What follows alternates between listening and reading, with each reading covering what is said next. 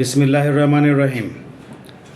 हम आज के व्लॉग में भी ईरान और अमेरिका के दरमियान जो मुज़ाकरात हुए हैं इस्लामाबाद में, उसके हवाले से अमेरिका के बारे में बात करेंगे और इसमें जो चीन का जो किरदार रहा है इन मुज़ाकरात में, उसके हवाले से बात करेंगे। देखिए, हमारे ख़्याल में अमेरिका ने अपना कद ख़ुद छोटा कर लिया है। अमेरिका सुपर पावर थी, लेकिन उसका जब से प्रेसिडेंट ट्रंप अमेरिका के प्रेसिडेंट बने हैं, पिछले इसी टेन्योर की हम बात कर रहे हैं, पिछले साल से उन्होंने तकरीबन हर मुल्क को धमकियां दी हैं, पूरी दुनिया को तब्दील करने की कोशिश की है उन्होंने अपने तौर पर। ये उनके ज़ाती जहन की इख्तरा है कि दुनिया उनके कहने पर चल रही है और चलेगी, क्योंकि अमेरिका सुपर पावर है। मैं जो चाहूँगा, प्रेसिडेंट ट्रंप का ख्याल ये है कि वो जो चाहेंगे वो होगा, क्योंकि अमेरिका सुपर पावर है और मैं उसका सदर हूँ। लेकिन दुनिया ने प्रेसिडेंट ट्रंप को बताया है कि दुनिया सफारतकारी के ज़रिए तो चल सकती है, बदमाशी के ज़रिए नहीं चल सकती। हाँ, अगर आप सफारतकारी करते हैं तो उसमें गुंजाइश बन जाती है, बढ़ जाती है। दीगर मुल्कों के साथ जो भी आपने ताल्लुकात रखने हैं, उसकी गुंजाइश बढ़ जाती है। लेकिन अगर आप सारी दुनिया को या सारे मुल्कों को लाठी के साथ हाँकना चाहेंगे तो ये मुमकिन नहीं है होगा। उसकी वजह कि सारी दुनिया इसराइल नहीं है, जिसके लिए आपने सर्विसेज फराहम करनी है और जिसके लिए आपने काम करना है। दुनिया के और भी बेशुमार मसाइल हैं, सिर्फ इसराइल का मसला दुनिया का मसला नहीं है। हर मुल्क का अपने बेशुमार मसाइल होते हैं। मसलन कनाडा के अपने मसाइल हैं, उनका इसराइल के साथ कोई ताल्लुक़ नहीं है। यूरोप के अपने मसाइल हैं, उनका भी इसराइल के साथ ताल्लुक़ नहीं है। हर मसले को इसराइल के मसाइल के साथ जोड़ देना या इसराइल की सिक्योरिटी के साथ जोड़ देना, ये अपना प्रेसिडेंट ट्रंप की बहुत बड़ी गलती है। और इसी गलती का खमियाजा वो इस सूरत में भुगत रहे हैं कि अब अमेरिका को कोई भी सुपर पावर नहीं मान रहा, क्योंकि प्रेसिडेंट ट्रंप ने जो हरकतें की हैं पिछले 1 साल में या सवा साल में, 1 साल और 3 महीने में, ये अमेरिका को ख़राब करने के लिए काफ़ी से ज़्यादा हैं। मसलन जिस वक्त उन्होंने प्रेसिडेंसी का ओथ लिया, उसके बाद सबसे पहले तो उन्होंने कनाडा को कहा कि आप हमारी 51वीं स्टेट बन जाएं, अमेरिका की 51वीं स्टेट बन जाएं। हम आपकी सिक्योरिटी के मामलात भी देखेंगे, आपके माली मामलात भी देखेंगे। फिर उन्होंने ग्रीनलैंड के बारे में भी ये ऐसी बातें की कि हम ग्रीनलैंड पर कब्ज़ा कर लेंगे। फिर उन्होंने यूरोप के बारे में ऐसी बातें की। उन्होंने यूरोप के तमाम लीडरान को धमकियां दी। फिर उन्होंने जो प्रेसिडेंट ज़ेलेंस्की हैं यूक्रेन के, उनके साथ ओवल ऑफिस में वाशिंगटन डीसी में मिसबिहेव किया। अच्छा, इसके बाद उन्होंने अक़वाम मुत्तहिदा को अक़वाम मुत्तहिदा के बारे में, यूनाइटेड नेशंस के बारे में ये साबित करने की कोशिश की कि यूनाइटेड नेशंस सिर्फ़ और सिर्फ उनके जो दफातर हैं, जो उनके मुख्तलिफ अपना ब्रांचेज़ हैं, वो तमाम की तमाम सिर्फ़ और सिर्फ अमरीकी डॉलरों से चल रही हैं। हालांकि ऐसा नहीं था, सारी दुनिया उसमें कंट्रीब्यूट कर रही है, सारी दुनिया के जो ममालिक हैं उसमें कंट्रीब्यूट कर रहे हैं। लेकिन प्रेसिडेंट ट्रंप ने ये सारे काम 5-6 महीने में कर लिए। और पिछले साल ही जून में उन्होंने ईरान पर भी हमला किया। उस वक़्त जंग बंद हो गई। अच्छा, इस साल फिर उन्होंने जो ईरान पर हमला किया और जो 40 दिन की जो जंग हुई है, इस जंग ने अमेरिका का जो स्टेटस है सुपर पावर का, उसको बहुत बुरे तरीके से मुतासर किया है। अमेरिका का जो सुपर पावर का जो स्टेचर था, जो स्टेटस था, उसको इस जंग ने शदीद तरीके से मुतासर किया है। और आपने देखा कि पाकिस्तान में जो मुज़ाकरात हुए हैं उसमें अमेरिकन वाइस प्रेसिडेंट जेडी वांस और दूसरी तरफ अगर हम देखें ईरान की तरफ से अच्छा उसमें जो जेरी कुशनर हैं जो भी हैं, जो एक तो उनके दामाद हैं, यानी कि अपने दामाद को ये नेगोशिएशन में लेकर आ गए हैं। अमेरिका इस हद तक उसकी हालात ख़राब हैं कि अब प्रेसिडेंट का जो दामाद है वो डायलॉग में, नेगोशिएशंस में, मुज़ाकरात में अमेरिका की नुमाइंदगी कर रहा है। यानी कि अमेरिका में जो फॉरेन अफेयर से मुतल्लक जो लोग हैं, इसका मतलब ये है कि वो ख़त्म हो गए हैं।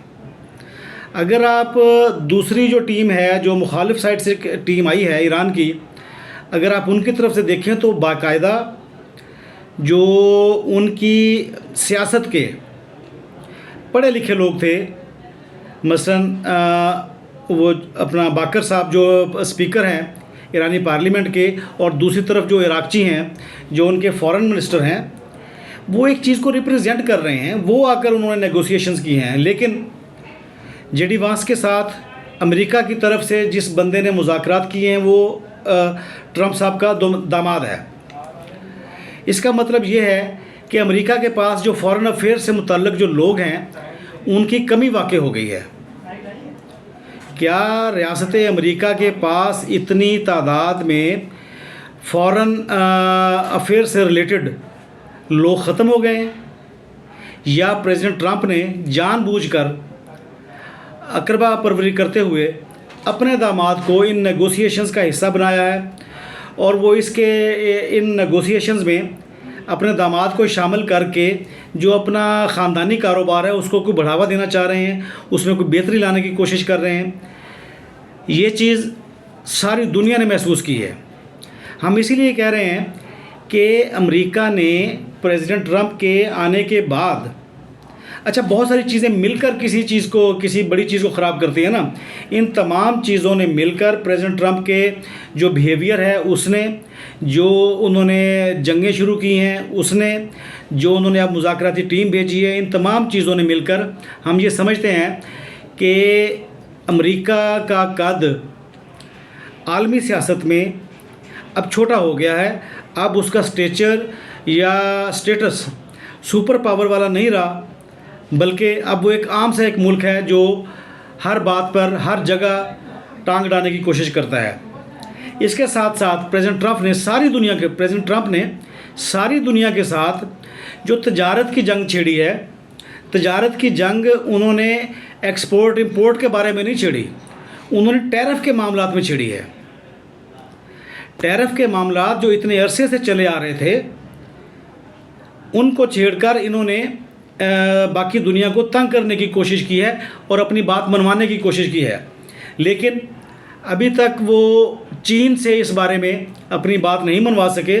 बाकी दुनिया को खैर उन्होंने तंग करने की जो कोशिश की थी उसमें किसी हद तक वो कामयाब हुए हैं। लेकिन क्योंकि चीन ही सबसे बड़ा एक्सपोर्टर है दुनिया का, इसलिए अगर चीन ने अमेरिकी प्रेसिडेंट की बात नहीं मानी टैरिफ के मामले में, तो इसका मतलब ये है कि जो अमेरिकी प्रेसिडेंट हैं डोनाल्ड ट्रंप, वो अपनी टैरिफ की जंग भी हार चुके हैं। टैरिफ की जंग हारने से हमारी मुराद ये है कि दुनिया का सबसे बड़ा जो एक्सपोर्टर है या जो तजारत करने वाला मुल्क है वो चीन है। बाकी मुल्क तो खैर इतनी ज़्यादा तजारत नहीं करते जितनी ज़्यादा प्रोडक्शन चीन में होती है, और जिस तरीके से वो दुनिया में तजारत कर रहा है, तो चीन को प्रेसिडेंट ट्रंप मजबूर करने में नाकाम रहे हैं। अगर हम दूसरी तरफ ये देखें कि चीन का स्टेटस क्या है, चीन के साथ प्रेसिडेंट ट्रंप ने अपने पिछले टेन्योर में भी कोशिश की थी कि किसी न किसी तरीके से चीन को मजबूर किया जाए, लेकिन उसमें भी वो नाकाम रहे थे। और आपको याद होगा 2019 में प्रेसिडेंट ट्रंप ने अक़वाम मुत्तहिदा की जनरल असम्बली में, जो हर साल सितंबर में जिसका इजलास मुनक़िद होता है, उसमें भी इन्होंने चीन की मालियात के बारे में या मालियाती मामलात के बारे में या चीन की तजारत के बारे में या उसकी एक्सपोर्ट्स के बारे में एक बहुत लंबी चौड़ी तकरीर UN जनरल असम्बली के फोरम पर की थी। और उसी वक्त महसूस हो रहा था कि प्रेसिडेंट ट्रंप जो हैं वो चीन की तजारत से ख़ाइफ हैं, क्योंकि प्रेसिडेंट ट्रंप ख़ुद भी एक ताजर हैं और दुनिया की सियासत को भी तजारत की ही नज़र से देखते हैं। दुनिया की सियासत को वो बतौर एक मुदब्बर के नहीं देखते, एक स्टेट्समैन के तौर पर नहीं देखते, बल्कि वो ताजर के तौर पर देखते हैं। अगर एक प्रेसिडेंट, अमेरिका का एक प्रेसिडेंट दुनिया की सियासत को तजारत के तौर पर देखेगा तो फिर हमें ये कहने में कोई दो राय नहीं है कि अमेरिका ने अपना कद यकीनन छोटा कर लिया हुआ है। जैसे हम पहले बात कर रहे थे कि चीन ने पिछले साल सितंबर 2025 में जो अपने दिफाई जो उनका वेपन है, अपने वेपन की जो अपना एक परेड की थी, दिफाई नुमाइश की थी, एक परेड का इनेकाद किया था सितंबर 2025 में।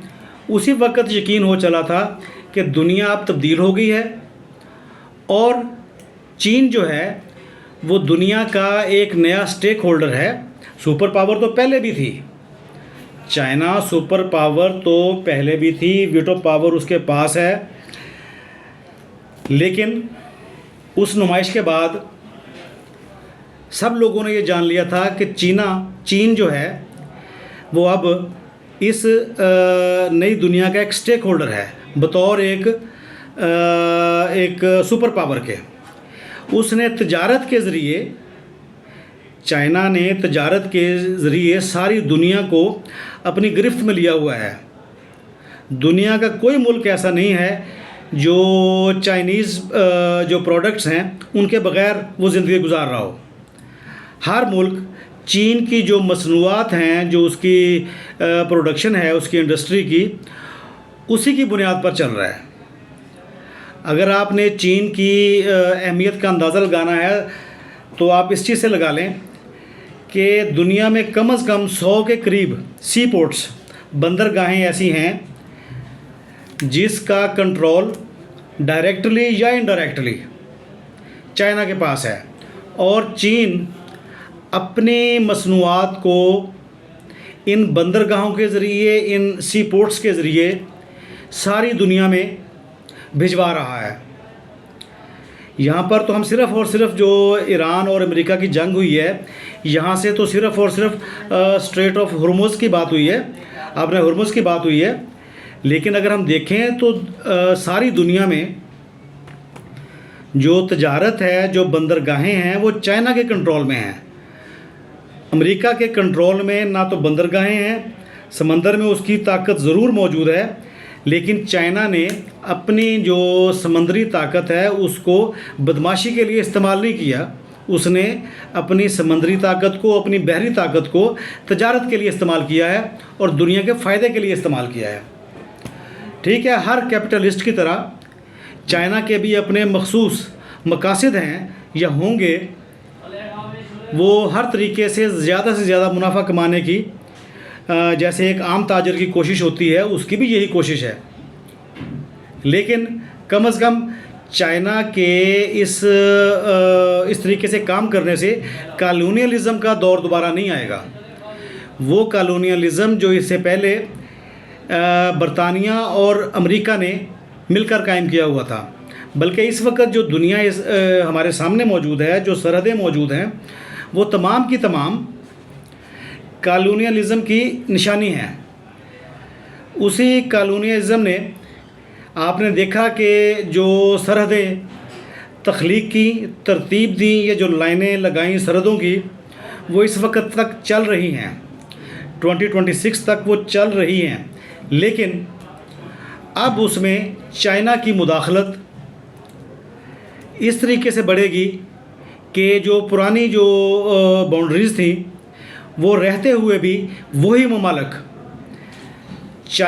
अमेरिका और बरतानिया के कब्ज़े से निकलकर, इसी ईरान की जंग में आपने देखा, जैसे ही जंग बंदी हुई, यूके के प्राइम मिनिस्टर कीयर स्टारमर मुत्तहिदा अरब अमारात गए, कतर गए, ओमान गए, सऊदी अरब गए, यानी कि वो उन तमाम ममालिक में गए जहाँ पर उनके बेनिफिट्स मौजूद हैं, या जहाँ पर उनकी फ़ौजें मौजूद हैं, या जहाँ से वो बेनिफिट्स ले रहे हैं।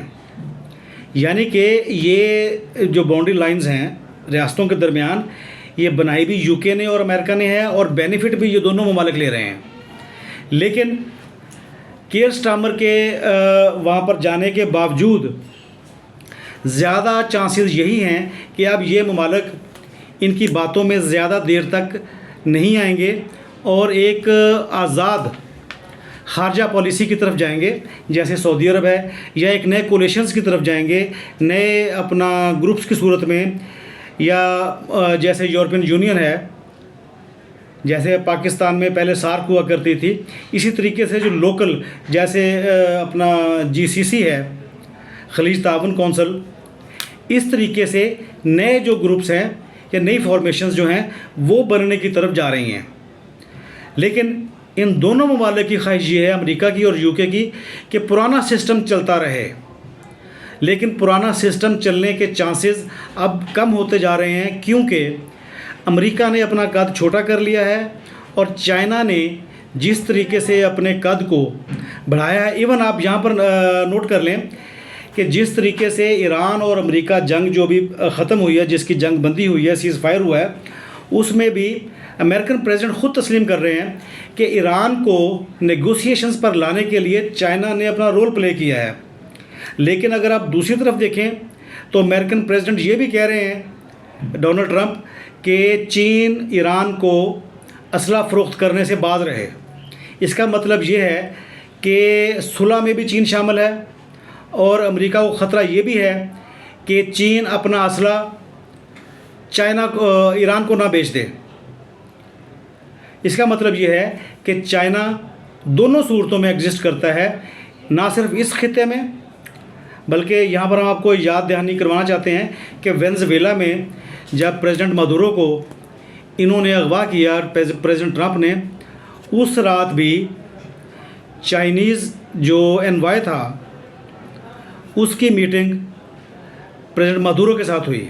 इसका मतलब ये है कि चाइना खामोशी से नहीं बैठा हुआ है, सारी दुनिया पर उसकी नज़र है, लेकिन खामोश वो सिर्फ इस हद तक है कि वो ज़्यादा से ज़्यादा अमेरिका को एंगेज करना चाहता है।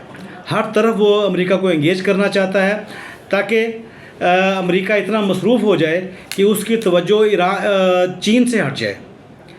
अच्छा, अमेरिका ने जो अपने आप को फंसाया है, वो फंसाया इसराइल ने है।